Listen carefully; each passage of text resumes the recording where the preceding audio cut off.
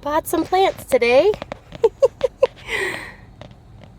They're a little sad, but I think they can be revived with a little bit of love.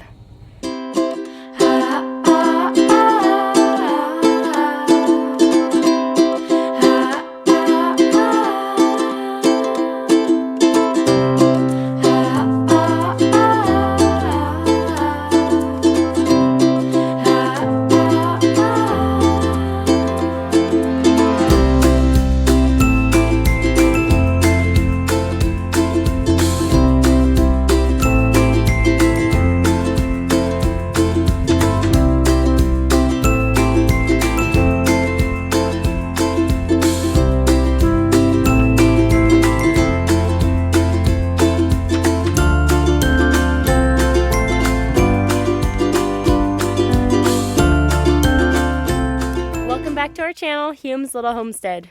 What I really went to Tractor Supply for was this.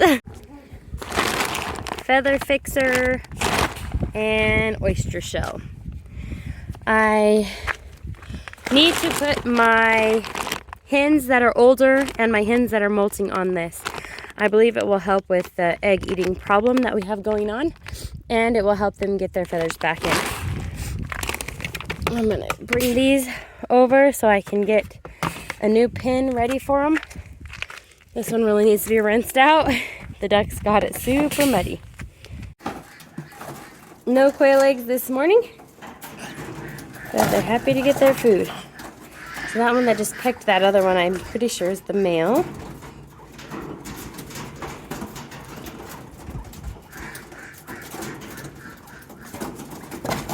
Yeah, that one that's eating, I'm pretty sure is the male on this side. And then over here, that one that's eating is also a male, I think. So let's see when it turns around. Anyway, no eggs yet. Still waiting. We might have to add more light than that. I was just so excited we got that one egg the other day. And like I said, in the summertime, we were getting 3 eggs a day. So I think this side was too stressed to lay any eggs for me. So anyway, I'm not opening it right now while the garage is open. I do not want to have to chase after quail today. I've got other stuff to do. I wanted to show how well the ladybugs are cleaning up this plant. They're doing a really amazing job.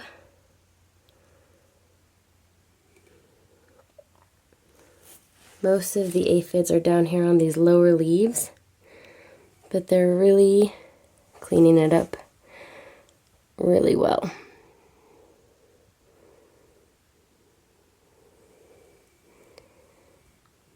Super neat. Don't see any ladybug eggs yet. It should be about 7 days from the time that we saw them together. That one's eating it right there.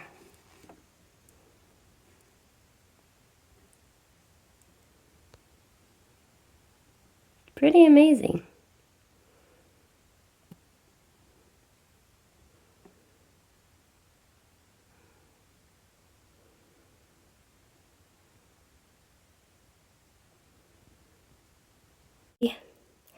I won't be bringing in my other pepper plants into this room because of how many aphids are in here, the ones I just bought.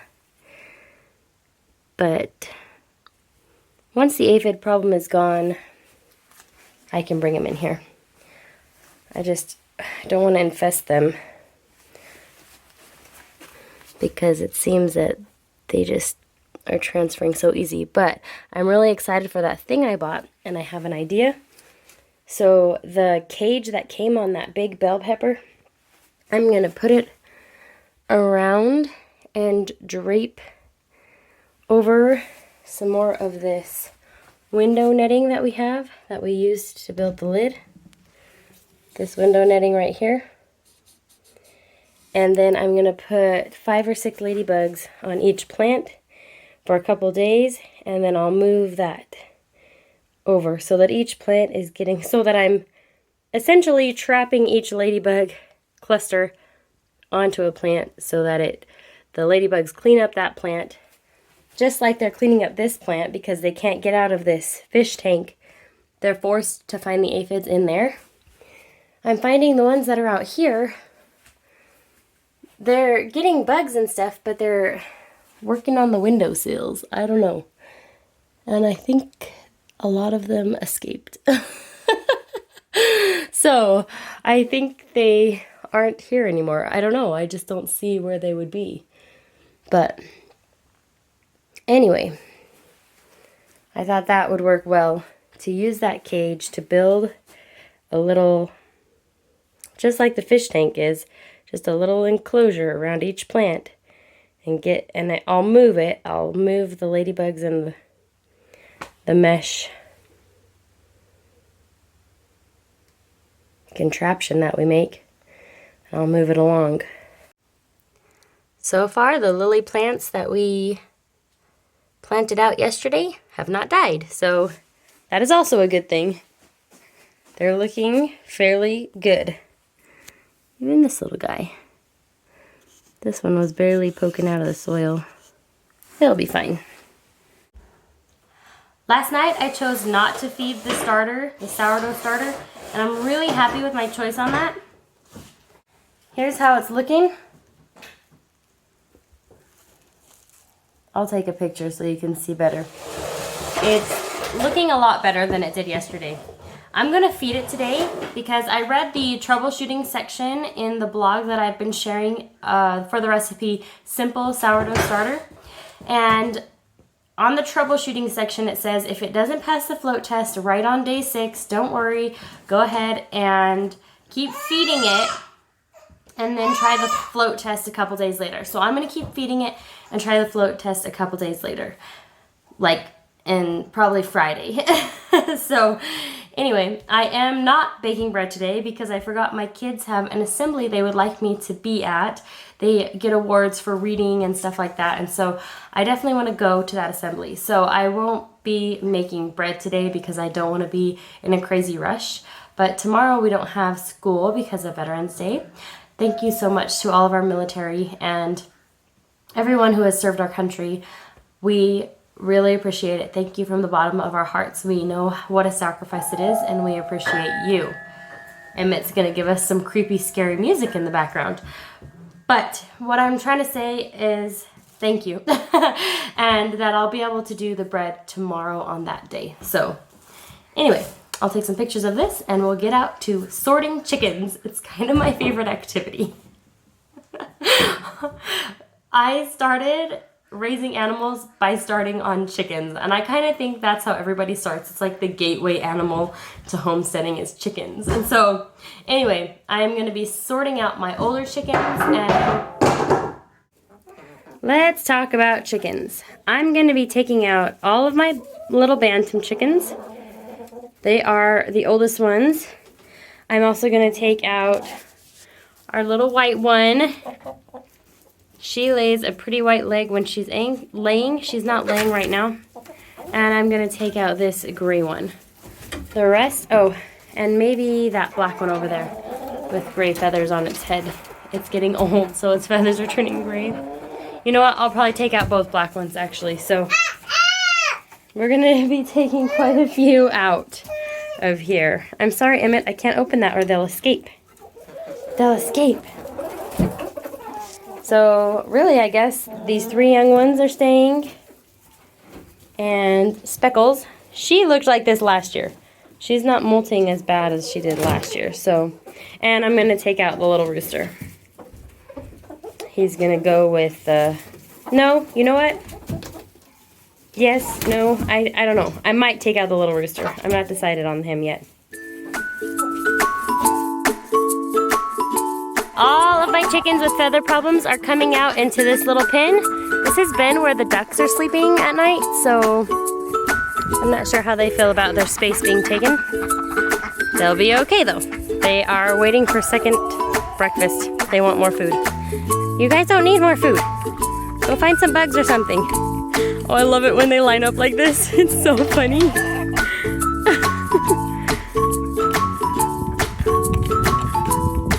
Dottie's the last one, and then she just got back right in front of that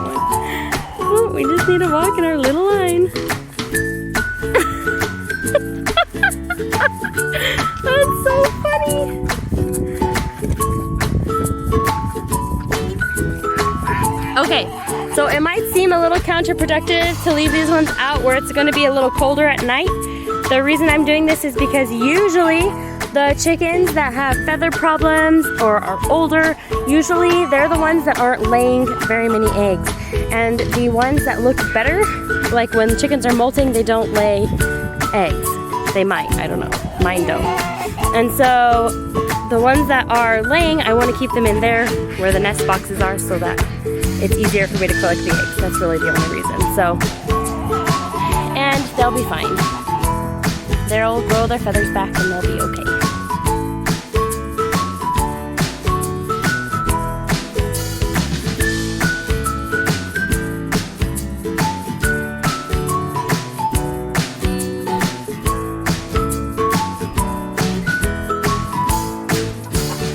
I've been debating the fate of this little rooster and this little chicken in this division, and their feathers look really, really nice, so I'm not going to put them out there with the feather fixer birds. So we have our, I think they're olive eggers. I don't know if they're Easter eggers or olive eggers. I still need to look in my book. We bought olive eggers and Easter eggers at the same time, and the colorful ones got picked off by a predator. I accidentally left that door open and my chicks were over here and the predator got under right here and got in and ate my chickens that were on the floor. So that was really sad. So anyway, it's really messy in here. I need to clean it out. We'll do that this weekend to clean this coop out. But these ones are the ones that are staying. So we've got little rooster,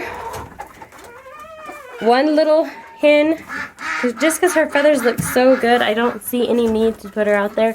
I've got my 3 birds that lay the nice green eggs. See, does that mean they're olive eggers because they lay olive eggs? Olive green eggs? And then I've got Speckles, and she lays me a nice brown egg. Thought that I could pet her. So that means we've got 1, 2, 3, 4, 5, 6 left in here, and I'll open that up and they'll have free range and they'll be able to see their buddies.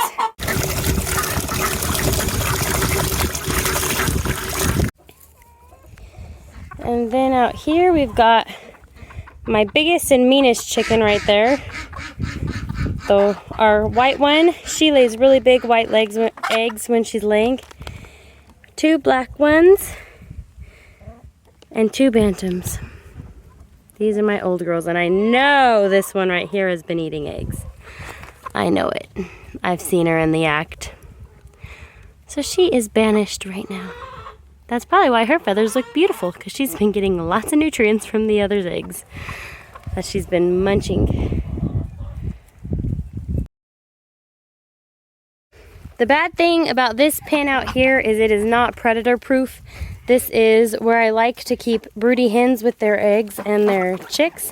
And I lost a batch of chicks and a mother hen last year to a predator that dug under. It's just not very predator safe. So I'm taking a risk by putting them out here, but these are my older hens, like I said, and it would be sad if a predator got them, but it wouldn't be as sad as if a predator got my other hens that are laying just fine and not eating eggs. So you guys have been separated. How do you feel about that? They don't seem to mind.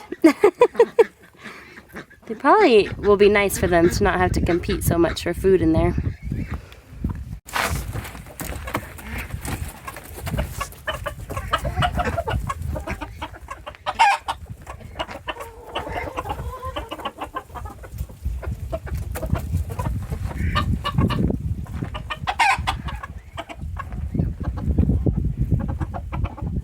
Needs a major cleanup out here.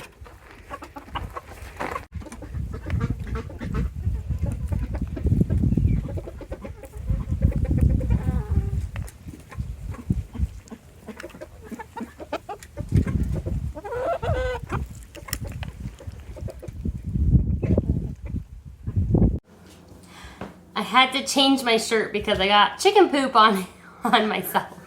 The chicken was very mad that I caught it and right on my shirt. But anyway, I wanted to go over the plants that I found at Tractor Supply today. Just so I'll tell you a little story about what happened. I went to Tractor Supply only to get feather fixer chicken feed and oyster shells for their calcium. And I drive up to Tractor Supply and I see on the outside of the building where they normally have all of their plants for spring and summer, they had all their plants out still. And I was like, is this November? Because it kind of feels like it's April or something. All the pepper plants are still out. And I'm like, what kind of plants are those? I was wondering, you know, they did have some cilantro. Cilantro will do really well outside right now. But I was really curious because there was squash, tomatoes, peppers, all this stuff that should have been planted back in March. Probably May. And anyway, they had all these plants, but so I went over and I'm kind of browsing and I found this plant. It's called citronella. And I've never had a citronella plant, and I was like, okay, I'm just gonna buy one plant today. And I grabbed the citronella plant, put it in my cart, and go into Tractor Supply, get the feather fixer, get the oyster shells, and check out. And I said, I was surprised to see that you guys still have plants out. And guess what the man said? He's really nice. I know him I don't know him, but I see him a lot when I go in there. I go to Tractor Supply a lot, okay? It's one of my favorite stores. But he's like, yeah, the plants are gonna be gone pretty soon. And I was like, oh, gone? Because I was thinking, maybe in a couple weeks, if they still have these out, I will come grab a couple. Because I thought maybe they're taking them inside at night and bringing them back outside. Because I was thinking there's no way these plants are surviving the nighttime temperatures here, because we've gotten down into the 30s. And especially the pepper plants. Peppers don't like to be below like 60 degrees Fahrenheit. And so I was like asking him, do you guys bring your plants inside? Like, what do you do? And he just says, no, they've just been sitting out there. And he says, they're going to be gone pretty soon. And then I was like, well, maybe I should grab a few more. So I was like, no, rein yourself in. And I went out and put our groceries, or, you know, the chicken feed in the car. And I put this plant in the front seat with me. And I look over and I had buckled him in his car seat already, and I look over and I was like, I'm just gonna go look at the varieties one more time really fast. So I ran over there, left Emmett in the car seat. I don't like to do that unless my older kids are in the car, but I just ran, grabbed a couple of plants, ran in and said, okay, you made me change my mind. I want to buy some of these plants since you said they're gonna be gone pretty soon. And then I asked him what he does with them, and I guess they throw them away or something. And I probably should have asked for a discounted price, but I didn't. I just paid full price. So, you know, I don't know. I have a hard time being like, hey, can I get it half off? I probably should have. He probably wouldn't have cared. I've bought chickens from them for like 75 cents when they're trying to get rid of chickens and something. I wonder if they do the same thing with plants. So I think maybe I'll just keep my eye out, and if they like mark them down to like $1, then I'll grab up some more. But I won't be buying any more full price. I shouldn't have bought these full price. They've got problems, not big problems, but you know, dead leaves and being out in the cold. It's not good for peppers especially. So I got a citronella plant, and it smells really good. And I've had citronella candles, but never a citronella plant. And it makes sense that it would come from a plant. And some pepper varieties I did not grow this year. So hot banana pepper. And I grew this kind of pepper 2 years ago, and I really liked them. So they were these really giant yellow peppers. And I think I still have some seed, but I thought, you know what? Since I'm overwintering those other peppers, I'm going to trim this one back. It has a ton of nodules, and I think I can get this plant to become really bushy. So look forward to one of our upcoming videos. I'm gonna really trim back even the pepper plants back there. I think it'll really help with the aphid problem to trim them back. And then I got a snacking pepper, a lunchbox red snacking pepper. So this is a sweet pepper. And one of my peppers that I saved was similar to this. So if you see that, no, I meant, oh, he just picked it. You want to see? Want to show him? I'm getting ready to show them that plant. The plant down there has some peppers on it, and he decided he's going to have a little snack. I don't know if it's going to taste good, buddy. It smells good. You can try it.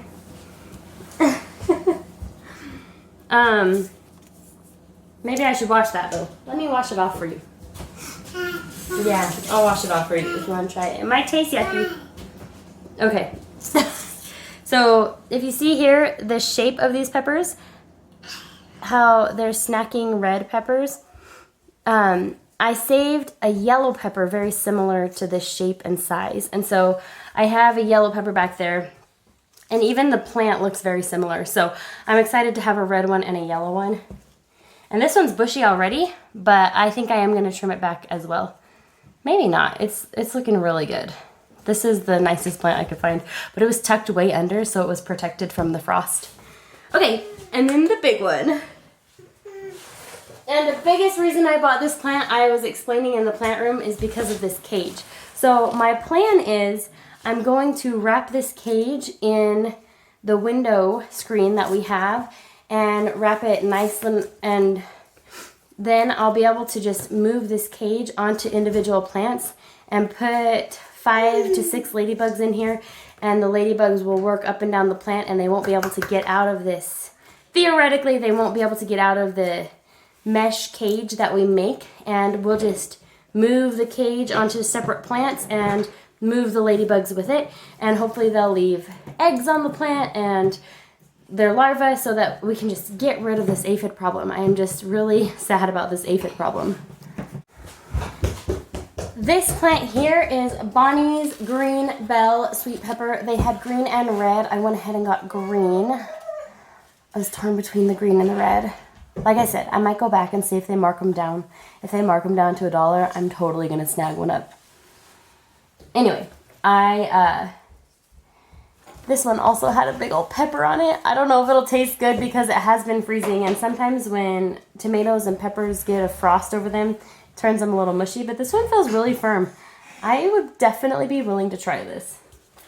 Maybe I'll try it right now, but I'm going to trim this one back. And another big reason I wanted this big of a plant, I have not ever been able to grow a bell pepper this size. I've grown hot peppers to this size and this, but bell peppers for some reason do not do well for me. So I'm really excited to start with a large plant and try and save it and keep it healthy. It's very healthy other than the frost damage. So, and it has a lot of little peppers on it.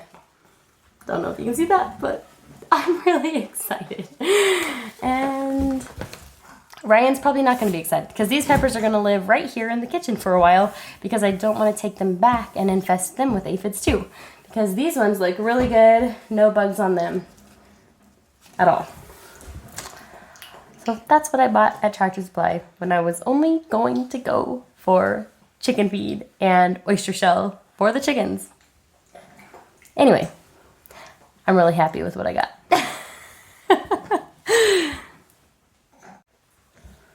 Emmett didn't try his. I'll try his little one. I kind of want to see if this one will grow bigger. Okay.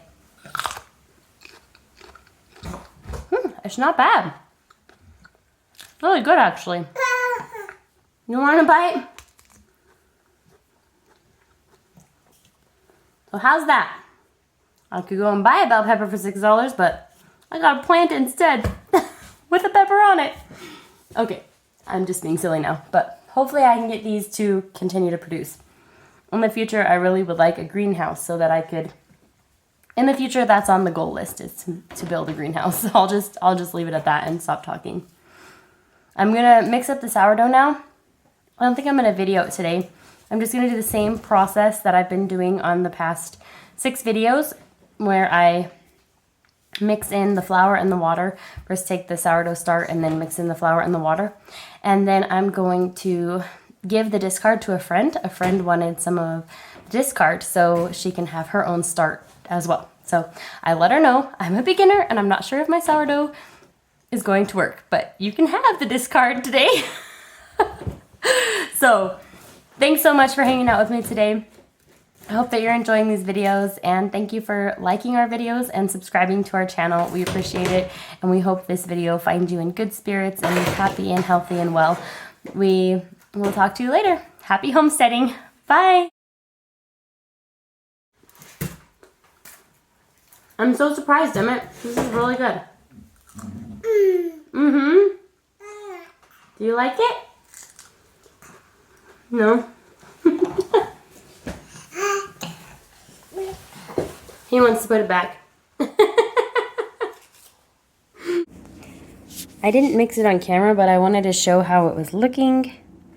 I did 80 grams of whole wheat flour and then the rest bread flour to make it.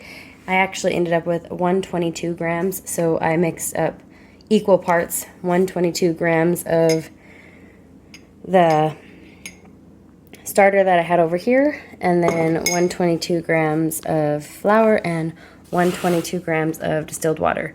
And it's interesting measuring it that way. You have less water than flour measuring it that way. If you're going to be using measuring cups, you use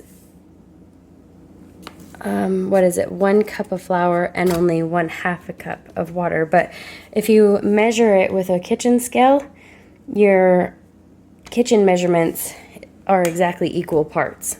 But like putting in the flour, it was this much flour, you know, but putting in the water, it was down to here. So the water must be heavier than the flour. So that answers Caden's question. I'll have to tell him that water must be heavier than the flour. I hope I'm saying that right. So I'm going to put the rubber band around where it's at. It looks really interesting with the wheat flour mixed in. It's a thicker consistency. So hopefully this will rise. So I'm going to put the rubber band pretty much, I guess I could shake it down a little. Need one of those jiggler things. Okay, I'm going to put the rubber band around and show you where it's at. Okay, that's pretty much as good as I could get it. I'm going to put the plastic wrap on it, and I'm going to message my friend about the discard and see if she wants me to feed it or just bring it as discard.